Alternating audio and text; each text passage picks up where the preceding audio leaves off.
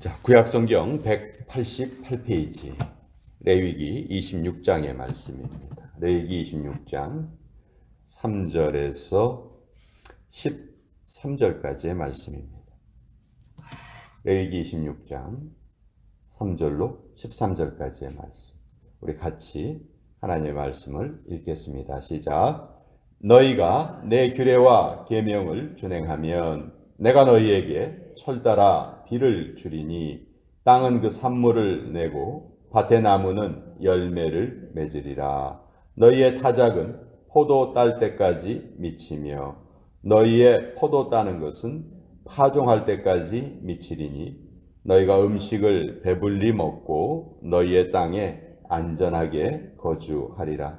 내가 그 땅에 평화를 줄 것인즉 너희가 누울 때 너희를 두렵게 할 자가 없을 것이며 내가 사나운 짐승을 그 땅에서 제할 것이요 칼이 너희의 땅에 두루 행하지 아니할 것이며 너희의 원수들을 쫓으리니 그들이 너희 앞에서 칼에 엎드러질 것이라.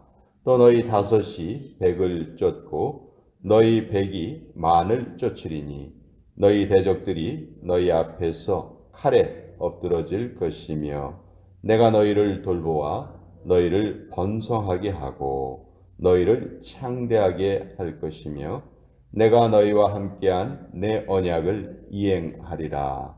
너희는 오래 두었던 묵은 곡식을 먹다가 새 곡식으로 말미암아 묵은 곡식을 치우게 될 것이며 내가 내 성막을 너희 중에 세우리니 내 마음이 너희를 싫어하지 아니할 것이며 나는 너희 중에 행하여 너희의 하나님이 되고 너희는 내 백성이 될 것이니라. 나는 너희를 애굽 땅에서 인도해내어 그들에게 종된 것을 면하게 한 너희의 하나님 여호와이니라.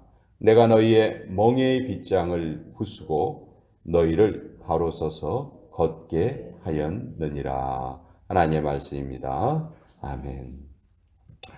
자, 레위기 26장의 말씀, 또 신명기 28장의 말씀, 이 두 성경의 장은 하나님께서 내려주시는 복과 저주, 아주 그것이 잘 극명하게 대비가 되어 있는데, 하나님이 어떤 경우에 복을 내려주시고 또 하나님이 어떤 경우에 심판하시는지 그것이 너무도 잘 나타나 있어요. 너무너무 이해하기 쉬운 개념이에요. 근데 이것은 이제 오늘날 우리의 삶에 어떻게 적용시킬 것인가, 거기에 대해서는 우리 아주 깊은 생각이 필요합니다. 레위기 26장의 구조는 아주 간단합니다. 3절부터 13절까지는 하나님의 규례를 잘 지키면 하나님께서 이러이러한 복을 내려주실 것이다. 특별히 세 가지 복이 계시가 되어 있고, 또 반면에 14절부터 45절까지는 만약 하나님의 명령을 제대로 지키지 않는다면 너희에게 이러이러한 벌이 내려질 것이다. 아주 간단해요. 그러니까 하나님의 명령을 잘 지키는 자는 복을 받고 하나님의 명령을 지키지 않는 자는 벌을 받는다. 너무도 쉬운 내용입니다. 특별히 오늘 우리가 읽은 이 규례를 잘 지키는 경우에 받게 될 복이 이제 세 가지 복이 있는데요. 첫째는 물질적인 복을 주시겠다. 4절에 보면 철따라 비를 주실 것이고 땅이 산물을 내고 밭의 나무가 열매를 맺을 것이다. 그리고 5절에 보면 너희의 타작은 포도 딸 때까지 미칠 것이다. 자, 이스라엘 백성들은 3월 달에 타작을 합니다. 근데 포도는 7월 달에 따요. 자, 3월 달에 타작을 시작을 했는데 7월 달까지 이어진다. 타작할 것이 너무너무 많다는 얘기죠. 그만큼 열매가 풍성하다. 또 포도 따는 것이 파종할 때까지 미칠 것이다. 파종은 10월 달에 하거든요. 포도는 7월 달에 따기 시작해요. 그러니까 3개월 동안 계속 포도를 딸 수 있을 만큼 많은 포도 열매가 열릴 것이다. 그러니까 이것은 하나님께서 베풀어 주시는 그런 많은 풍성한 복을 이렇게 상징하는 그런 표현이죠. 그리고 육체적으로도 아주 평안합니다. 6절에 보면 내가 그 땅에 평화를 줄 것이다. 또 7절 너희의 원수를 쫓아버릴 것이다. 그러니까 네가 아주 하나님의 말씀을 잘 지키면 안전하게 거할 것이다. 또 11절과 12절에 보면 하나님께서 우리와 함께 임재하시는 그 복도 계시가 되어 있습니다. 나는 너희의 하나님이 되고 너희는 내 백성이 될 것이다. 자, 이것이 하나님께서 주시는 레위기에 나타나 있는 이 규례를 잘 지킬 때 하나님께서 약속하신 복이에요. 반대로 14절부터 이제 45절까지는 하나님의 말씀을 청종하지 않으면 이러이러한 벌을 받게 된다. 근데 우리는 하나님의 벌과, 그러니까 하나님의 복과 벌을 비교할 때 대부분 어디에 마음이 많이 쏠립니까? 복에 마음이 많이 쏠리죠. 복 받는다는 말씀에 더 집중하게 돼요. 근데 성경은 어느 부분을 더 많이 기록하고 있냐 하면 복에 대한 구절은 레위기 26장에서도 11절이에요. 반면에 벌에 대한 구절은 32절이나 돼요. 그러니까 복을 받는다는 내용보다 3배나 더 많은 내용이 하나님의 명령을 지키지 않을 때 이러이러한 벌을 받게 되니 너희는 제발 벌을 받지 말아라. 내 명령을 잘 지켜라. 이렇게 말씀하고 있는 것이죠. 그래서 성경은 우리 한 사람 한 사람이 그 잘못되는 것에 대한 경계를 훨씬 더 많이 하고 있다. 신명기 28장도 거의 내용이 비슷합니다. 신명기 28장에도 하나님의 백성이 받을 복과 또 말씀을 지키지 않았을 때 받는 벌에 대해서 말씀을 하는데 벌 받는 내용이 훨씬 더 많아요.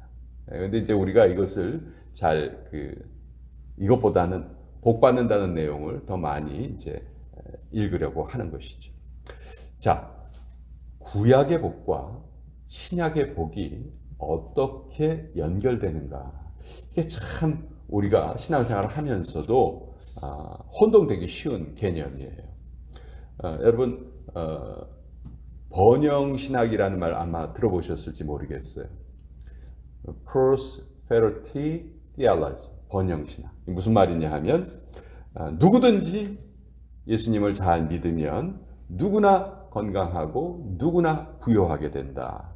만약 예수님을 믿는데 그 사람이 병이 들었거나 그 사람이 좀 가난하게 살거나 하는 것은 그것은 그 사람이 신앙생활을 잘못한 결과다. 죄를 지어서 그렇게 된 것이지 하나님은 우리가 하나님을 잘 믿기만 하면은 무조건 우리의 현세적인 삶에 복을 내려주신다. 이것이 번영주의 신학이에요. 우리가 생각하기에 어때요? 말이 안 되는 것 같죠? 그렇지만 너무나 많은 사람들이 이것에, 이 논리에 빠져들고 있어요. 오해하고 있어요. 저 사람 교회를 열심히 다니는데 저 사람 갑자기 어려운 일을 당했어. 그러면 우리가 생각하기에 저 사람 뭐 신앙생활 뭐 잘못한 거 아닌가? 뭐 잘못한 거 아니야? 죄 지은 거 아니야? 이런 그 개념이 기계적으로 들어오게 되는 것이죠. 이게 너무너무 무서운 신앙의 오류예요. 근데 이렇게 구약 성경을 읽다 보면은 또 그런 생각이 들기도 해요. 여기 보면 하나님 말씀 잘 지키면 하나님이 이렇게 약속을 해주셨는데 그럼 이 약속이 잘못된 것인가? 우리가 구약과 신약을 공부할 때 구약의 개념이 신약에서 더 확장된다는 것을 꼭 알고 있어야 돼요. 예수님께서 이 땅에 오셔서 모세는 너희에게 이렇게 말했지만 나는 너희에게 이렇게 말한다 하면서 구약의 율법을 사랑의 법으로 확장시켜 주셨죠. 마찬가지로 구약의 복도, 구약에 나와 있는 이 복도 신약 시대에 오면은 그 복이 확장이 됩니다. 신약 시대에 가면은 오히려 믿음의 위대한 영웅들을 말할 때 히브리서 11장에 보면은 믿음의 영웅인데 고난을 당한 사람들이 너무너무 많아요. 예? 막 두드려 맞기도 하고 채찍질 당하기도 하고 옥에 갇히기도 하고 돌에 맞기도 하고 뭐 사도 바울 같은 경우가 대표적인 경우죠. 복음을 전하다가 너무너무 고난을 많이 당했어요. 자, 그러면 이것을 우리는 어떻게 해석해야 될 것인가? 하나님의 말씀을 잘 지키는 자에게 하나님이 복을 주시겠다고 했는데 바울이 그러면 하나님의 말씀을 제대로 잘 지키지 않아서 그런 고통을 당했다는 말인가? 이건 말이 안 되는 것이죠. 자, 구약과 신약의 가장 결정적인 차이는 하나님 나라의 개념입니다. 구약의 성도들에게는 하나님의 나라가 실제적으로 구약 성도들에게는 하나님의 나라의 개념이 부족했어요. 예수님께서 이 땅에 오셔서 처음 하신 설교가 회개하라 천국이 가까이 왔느니라. 그러니까 하나님의 나라는 예수님께서 이 땅에 오심으로 인해서 본격적으로 그 하나님의 나라에 대한 개념이 사람들에게 전해지기 시작한 것이죠. 그렇기 때문에 구약에 계시되어 있는 복은 하나님 나라의 그 영적인 복이 아직 희미할 때 하나님께서 사람들에게 좀 더 확실하게 하나님의 은혜를 보여주신 하나의 방법이었어요. 근데 이제 신약 시대를 살아가는 우리들에게는 하나님의 나라가 무엇인지 정확하게 계시가 되어 있습니다. 하나님의 나라는 먹고 마시는 것이 아니고 하나님 안에서 희락과 평강이에요. 그렇기 때문에 이 하나님 나라의 복은 물질적인 복을 훨씬 더 뛰어넘는 것이죠. 그래서 신약 시대를 살아가는 우리들은 더 이상 이런 번영주의 신학이라든지 하나님이 기계적으로 우리의 삶에 우리가 잘 믿으면 복을 내려주실 것이고 제대로 안 믿으면 우리가 벌을 받을 것이다. 이게 욥의 친구들의 신학이었거든요. 근데 욥의 친구들의 신학을 하나님께서 나중에 그것이 잘못된 것이다 분명히 알려주셨잖아요. 자, 그래서 우리는 이제 하나님 나라를 꿈꾸는 자들이기 때문에 우리가 추구해야 될 복은 이런 현세적인 복에 머무르지 않고 이것을 더 초월합니다. 첫째는 하늘에 속한 모든 신령한 복으로 하나님께서 우리에게 복 주셨다. 그러니까 우리가 하나님 나라의 영생을 누릴 자다. 이게 하늘에 속한 모든 신령한 복이겠지요. 또 두 번째 복은 자족하는 마음이에요. 우리가 가진 것에 대해서 감사하고 자족하는 마음을 가지고 있으면 이 구약에 계시된 이런 물질적인 복을 우리는 언제든지 얼마든지 뛰어넘을 수 있습니다. 그리고 세 번째는 수고의 대가를 반드시 우리가 누릴 것이다.